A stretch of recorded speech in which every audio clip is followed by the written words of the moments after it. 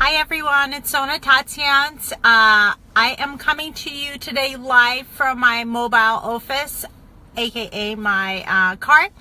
I was in between meetings and I didn't get a chance to get to the office. I'm coming to you from my car today. Don't worry, I am parked, so I'm not driving while I talk to you. But today I want to talk to you about trusts and what exactly is a trust and how can it protect you and your family. So think of a trust as a basket. That's the best way I can describe it. So typically a husband and a wife will come to me and then I will prepare a trust for them. So what does that mean? There are three distinct roles in a trust. Is the people who create the trust, people who are the trustees who get to manage the trust assets, and people who are the beneficiaries. So typically with a married couple, you'll have a husband and a wife create the trust together. They will put all of their assets inside the trust or name the trust as a beneficiary, so they get to be the trustees, they get to manage the trust assets, and while they're alive they will also be the beneficiaries.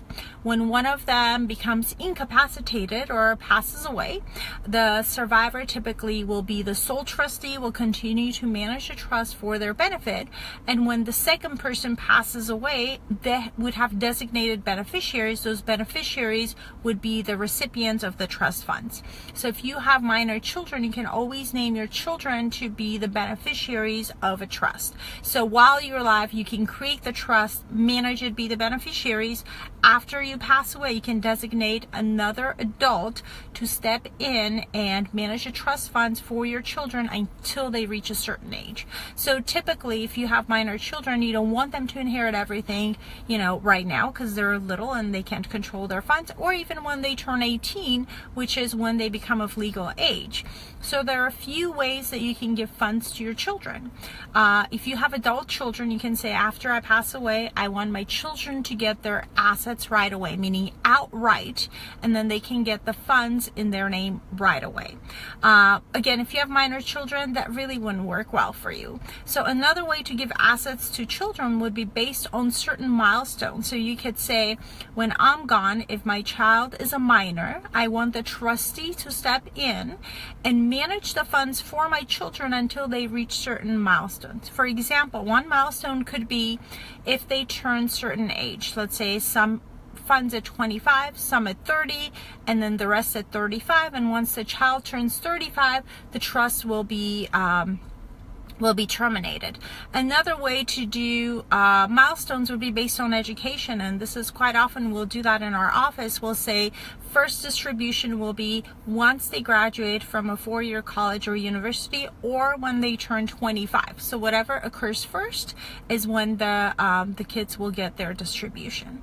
Another way to give a distribution to children would be based on a lifetime trust. So instead of making an outright distribution and we're getting the funds to the children's names, after your passing, funds could be put in a trust for the benefit of the children, and the children can take funds out of that trust for all their basic needs. That includes health, education, maintenance, and support.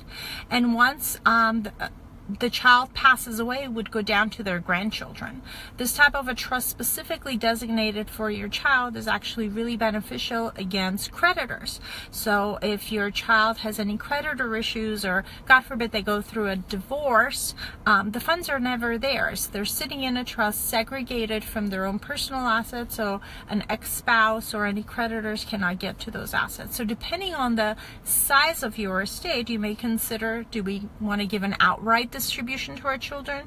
Do we want to give it to them based on age distribution and certain milestones that they hit, whether it's age based or education based? Or do we want to have a trust for them for their lifetime, for the duration of their lifetime, and once the child passes, it would go down to your grandchildren? So now that we kind of have an idea of what a trust is and what a trustee does, why do you actually need a trust? So in California, one of the reasons to have trust is to avoid probate. You want to make sure if something was to happen to you or your spouse, you have specifically designated how the assets will be distributed to each other, how assets will be distributed to your children, without having the court get involved, without having a judge have to make the decisions about the distribution of the assets. So it's private. It is done in a short period of time versus having to go through the court process of probate. And typically all the distributions could be done in a short and timely manner without the court being involved. Let me know if you have any questions. I'm seeing that a few people have signed on. Let me know if you have any questions, or feel free to leave me comments in the notes, and I will make sure to answer.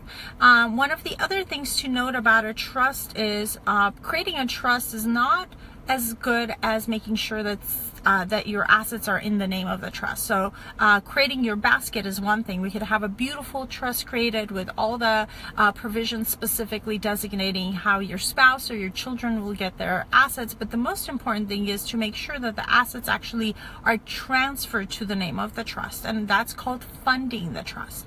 So for example, if you have a home, the title of the home would be changed to be included in the name of the trust. So instead of husband and wife owning the property in their name, it will be put in their name as the trustees of the trust.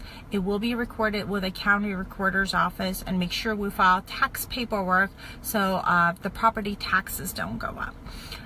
Other assets need to be funded differently. So for example, if you have a 401k, we cannot put the 401k in the name of the trust because it will have adverse tax consequences.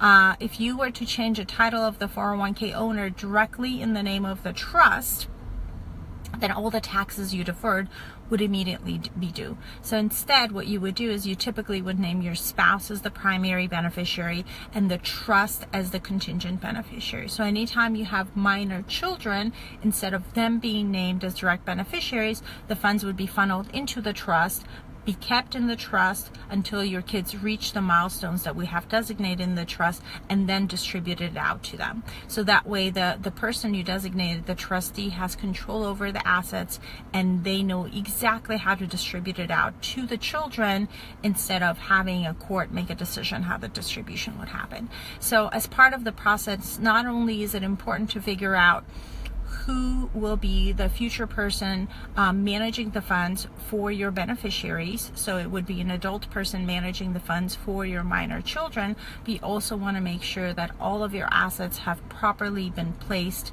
in the name of the trust, including changing the title to your home, to your life insurance, and all your other assets.